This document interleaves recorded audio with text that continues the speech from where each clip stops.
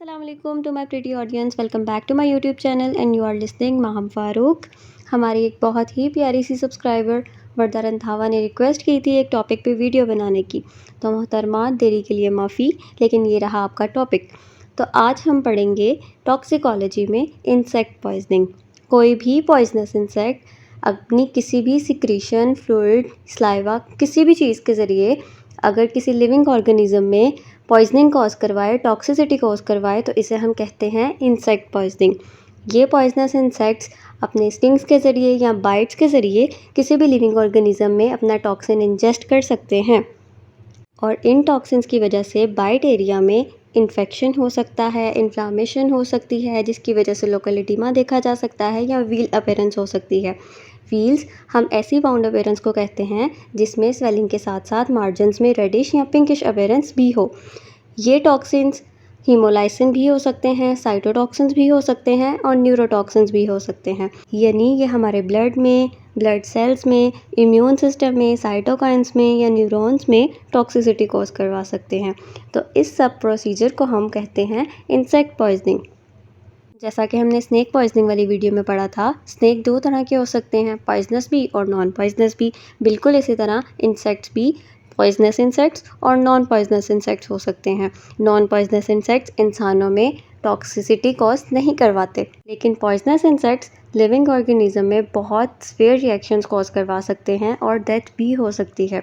कुछ poisonous insects की example है हमारे पास, जैसे फायर एंट्स। फायर एंट्स के नाम से ही पता चल रहा है कि जब ये किसी लिविंग ऑर्गेनिज्म को काटेगी या अपना टॉक्सिन इंजेस्ट करेगी, तो इसके टॉक्सिन की वजह से वाउंड एरिया में पस्ट्यूल्स बनेंगे और वहाँ पे बिल्कुल इसी तरह बर्निंग सेंसेशन होगी जिस तरह आग से होती है। नेक्स्ट एग्जांपल है हमारे पास बीटल्स की, जिन्हें ब्लिस्टर बीटल्स भी कहा जाता है, और ये एक ऐसा टॉक्सिन सिक्रीट करती हैं जो कि डिफेंसिव एजेंट के तौर पे एक्ट करता है और जिसे हम कैंथेरेडिन कहते हैं।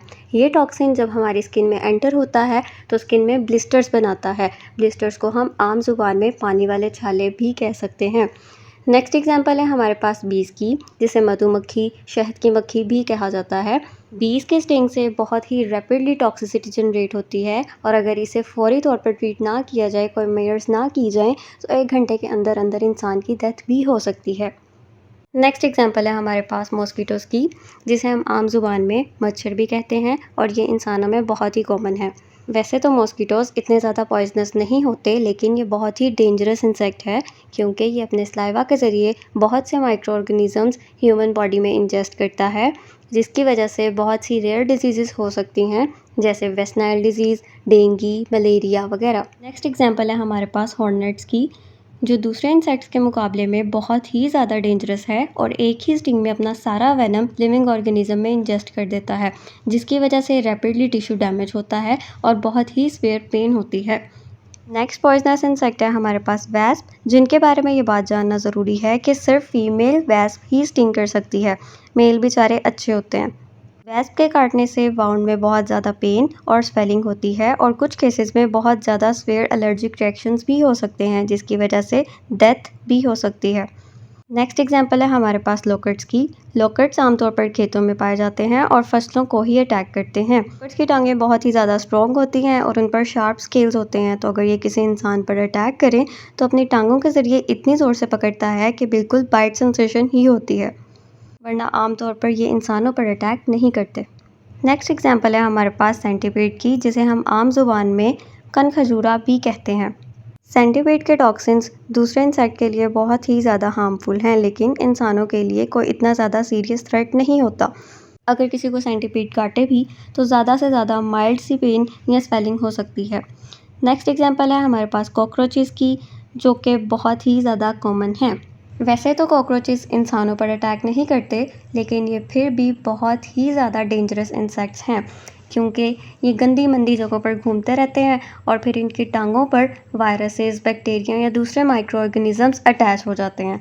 फिर जब ये हमारे किचन्स में आते हैं, अगर ये हमारे किचन यूटेंसिल्स पे, हमारे बर्तनों पर चलें, तो वही वायरसेस और बैक्टीरिया उन बर्तनों पर भी ट्रांसफ़र हो जाता है और फिर जब हम उन बर्तनों में बगैर धोए खाना खाते हैं तो हमारी बॉडी में डायसेंट्री या फूड पॉइजनिंग जैसी सीवियर कंडीशंस होती हैं जो लाइफ थ्रेटनिंग भी हो सकती हैं। अगला इंसेक्ट है हमारे पास एशियन कैटरपिलर, जो कि बहुत ही ज़्यादा पॉइजनस होती हैं और अगर इसे टच करने के बाद आप अपने माउथ या आइज़ को टच करें तो आपको स्किन रैशेस हो सकती हैं, नोज़िया और वॉमिटिंग के सिम्टम्स आते हैं और बहुत ही सीवियर एलर्जिक रिएक्शंस हो सकते हैं, जिनकी वजह से ब्रीथिंग प्रॉब्लम्स हो सकती हैं या फूड स्वैलो करने में डिफ़िकल्टी हो सकती है। कैटरपिलर की दूसरी एग्जांपल है हमारे पास पस कैटरपिलर, जो कि यूनाइटेड स्टेट में सबसे ज़्यादा पॉइजनस इंसेक्ट के तौर पर जानी जाती है। इसकी अपीयरेंस बहुत ही वुली और स्लगिश किस्म की होती है। पस कैटरपिलर का पॉइजन इनकी होलो स्पाइन में हेयर के साथ प्रेजेंट होता है। अगला इंसेक्ट है हमारे पास ब्लैक विडो स्पाइडर, जो कि दुनिया का सबसे ज़्यादा वेनमस स्पाइडर है। ब्लैक विडो स्पाइडर का वेनम किसी भी रेटल स्नेक के मुकाबले में 15 गुना ज़्यादा ताकतवर होता है, लेकिन अच्छी बात यह है कि ये एक ही बाइट में अपना सारा वेनम इंजेस्ट नहीं करते, तो आप अपनी जान आसानी से बचा सकते हैं। अगला स्पाइडर है हमारे पास ब्राउन रिकल्स स्पाइडर।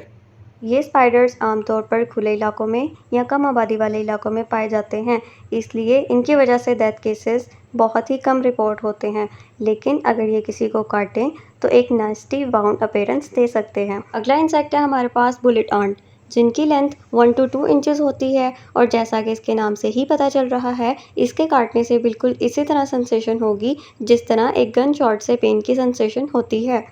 नेक्स्ट एग्जांपल है हमारे पास टिक्स की। टिक्स आमतौर पर हार्मलेस होते हैं, लेकिन ये बहुत ही सीवियर एलर्जिक रिएक्शन कॉज करवा सकते हैं। एग्जांपल है हमारे पास स्कॉर्पियन की, जो कि बहुत ही इम्पॉर्टेंट और डेंजरस इंसेक्ट है, इसलिए हम इसे थोड़ी सी डिटेल में डिस्कस करेंगे।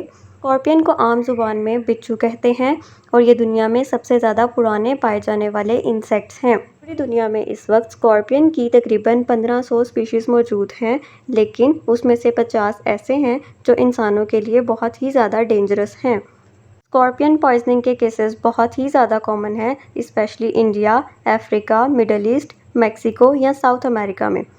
Estimated annual number of scorpion sting is 1.2 million, leading to 3,250 deaths. ज़्यादातर स्कॉर्पियंस साउथ वेस्ट डेजर्ट में पाए जाते हैं और आर्थ्रोपॉड फैमिली से बिलोंग करते हैं, जिनकी लेंथ 1.6 से 3 इंचेस या 4 to 8 सेंटीमीटर होती है। इसके अलावा स्कॉर्पियंस के पास एक टेल होती है जिसमें छोटे छोटे सेगमेंट बने होते हैं और आखिरी सेगमेंट में एक स्टिंग होता है, जिसके ज़रिए ये स्कॉर्पियन अपना वेनम किसी भी लिविंग ऑर्गेनिज्म में इंजेस्ट करता है। इसके अलावा स्कॉर्पियंस की 8 टांगें होती हैं और फ्रंट साइड पर 2 लॉबस्टर के पैर होते हैं। जनरली स्कॉर्पियंस नॉकटर्नल होते हैं, यानी रात के टाइम ज़्यादा एक्टिवली अटैक करते हैं और आमतौर पर ये तब तक अटैक नहीं करते जब तक इन पर अटैक ना किया जाए या इनको बिला वजह छेड़ा ना जाए। Most stings occur when they are accidentally grabbed or stepped on or brushed against the body. Scorpion venom is water-soluble, antigenic, heterogeneous mixture. It is composed of varying concentrations of neurotoxins, cardiotoxins, nephrotoxins, hemolytic toxins, phosphodiesterase, phospholipases, hyaluronidases, glycosaminoglycans, histamines, rotenine, tryptophan, cytokine releasers, and so on. Scorpions अपनी tail के आखिरी segment में पाए जाने वाले स्टिंजर के ज़रिए attack करते हैं और अपना वेनम इंजेस्ट करते हैं। वेनम से डिफरेंट टाइप के टॉक्सिन्स हमारी बॉडी में रिलीज़ होते हैं और बॉडी सिस्टम्स और मेटाबॉलिक एक्टिविटीज़ पर इफ़ेक्ट करते हैं। अगर स्कॉर्पियन वेनम से होने वाले साइन एंड सिम्टम्स की बात की जाए तो ये बहुत ही ज़्यादा सीवियर स्किन रिएक्शंस हो सकते हैं। इसके अलावा न्यूरोलॉजिक सिम्टम्स हो सकते हैं, रिस्पायरेटरी या कार्डियोवैस्कुलर कोलैप्स हो सकते हैं। स्कॉर्पियन वेनम हमारे ऑटोनॉमिक नर्वस सिस्टम और सिंपैथेटिक नर्वस सिस्टम को स्टिमुलेट करता है, जिनकी वजह से कैटेकोलामाइन की बहुत ज़्यादा प्रोडक्शन होती है और इसके नतीजे में ब्लड प्रेशर बहुत ज़्यादा हाई हो जाता है। ब्लड प्रेशर बढ़ने की वजह से हमारी हार्ट बीट बहुत ज़्यादा स्लो हो जाती है, जिसे हम ब्रेडिकार्डिया कहते हैं और इसकी वजह से वैस्कुलर रेजिस्टेंस इंक्रीज़ हो जाती है। अगर क्लिनिकल मैनिफेस्टेशंस की बात की जाए तो ये मैनिफेस्टेशंस स्टिंग और ट्रीटमेंट के दरमियान टाइम पर डिपेंड करती हैं। क्लिनिकल मैनिफेस्टेशन को आमतौर पर 3 ग्रेड्स में डिवाइड किया जाता है, ग्रेड 2, 3 एंड 4। ग्रेड 2 में सबसे पहले या तो बीपी हाई होता है या लो होता है, जिसे हम हाइपरटेंशन या हाइपोटेंशन कहते हैं, और इसकी वजह से टैकीकार्डिया या ब्रेडिकार्डिया के सिम्टम्स आते हैं। टैकीकार्डिया का मतलब है फास्ट हार्ट बीट और ब्रेडिकार्डिया का मतलब है स्लो हार्ट बीट, जिसकी वजह से एक्सट्रीमिटीज़ भी कोल्ड हो जाती हैं। ग्रेड 3 में हाइपरटेंशन, हाइपोटेंशन और टैकीकार्डिया के सिम्टम्स आते हैं, जिसकी वजह से पल्मोनरी एडिमा होता है और रेस्पिरेटरी फेलियर के चांसेस बढ़ जाते हैं। ग्रेड 4 में टैकीकार्डिया, हाइपोटेंशन और पल्मोनरी एडिमा के साथ साथ एक्सट्रीमिटीज़ वार्म हो जाती हैं, जिसे हम आम जुबान में वार्म शॉक भी कहते हैं। अगर ट्रीटमेंट और मैनेजमेंट की बात की जाए तो वाउंड को सबसे पहले साफ़ पानी और सॉप के ज़रिए क्लीन करें। स्टिंग एरिया पर आइस रब करें। कोशिश करें कि वाउंड आपके हार्ट लेवल के बराबर रहे ताकि टॉक्सिन्स कम से कम लोकल एरिया तक पहुंच सकें। इसके अलावा अफेक्टेड एरिया पर एंटीहिस्टामिन या कॉर्टिकोस्टेरॉइड के इंजेक्शन लगाए जा सकते हैं या टॉपिकली इनको अप्लाई किया जा सकता है। इसके अलावा पेन को फौरी तौर पर रिलीव करने के लिए एसिटामिनोफेन जैसे पेन किलर्स इस्तेमाल किए जा सकते हैं। अगला इंपॉर्टेंट इंसेक्ट है हमारे पास स्पेनिश फ्लाई। स्पेनिश फ्लाई बहुत ही ज़्यादा टॉक्सिक इंसेक्ट है जो कि दो चीज़ों पर डिपेंड करता है। एक इसकी ग्रीन ब्लिस्टर बीटल बॉडी, दूसरा इससे प्रोड्यूस होने वाला टॉक्सिन विच इज़ कॉल्ड कैंथेरिडिन। पुराने वक्तों में इन्हीं ग्रीन ब्लिस्टर बीटल्स के ज़रिए बहुत सी स्किन डिजीज़ का इलाज किया जाता था, जैसे वार्ट्स और मोलस्कम वगैरह। मेडिसिनल यूज़ के लिए बीटल्स की बॉडी को ड्राई करके पाउडर सब्सटेंस में कलेक्ट किया जाता है और डिफरेंट मेडिसिन बनाई जाती हैं। The active principle is cantharidin, which is anhydride of cantharidic acid. It is used as irritant, abortifacient and aphrodisiac agent. Aphrodisiac का मतलब ऐसे सब्सटेंसेस हैं जो कि सेक्सुअल डिज़ायर को स्टिमुलेट करते हैं। Cantharidin absorbs readily from all surfaces of the skin. Better dose की बात की जाए तो 10 मिलीग्राम ऑफ एक्टिव प्रिंसिपल और 1.5 ग्राम ऑफ पाउडर कैंथराइड या 1 ounce of tincture is enough to cause toxicity. Period की अगर बात की जाए तो स्टिंग्स को अगर टाइमली ट्रीट ना करें तो 24 घंटे के अंदर अंदर डेथ हो सकती है। अगर स्पेनिश फ्लाई का वेनम इंजेस्ट किया जाए तो burning sensation in mouth, difficulty in swallowing, violent pain in abdomen, nausea and vomiting, thirst and dryness of throat, salivation, desire to avoid urine but oliguria, purging, tenesmus, inflammation of urinary tract जैसे symptoms आएंगे। और अगर ये venom skin पर locally apply किया जाए तो redness, pen, burning, वेजिकेशन और ब्लिस्टर्स जैसे सिम्टम्स आएंगे। ये टॉक्सिन्स स्किन के जरिए अब्जॉर्ब होकर बॉडी में पॉइजनिंग कॉज भी करवा सकते हैं। स्पेनिश फ्लाई के केसेस में ट्रीटमेंट की बात की जाए तो सबसे पहले स्टमक को खाली करके वार्म वाटर से वॉश किया जाता है।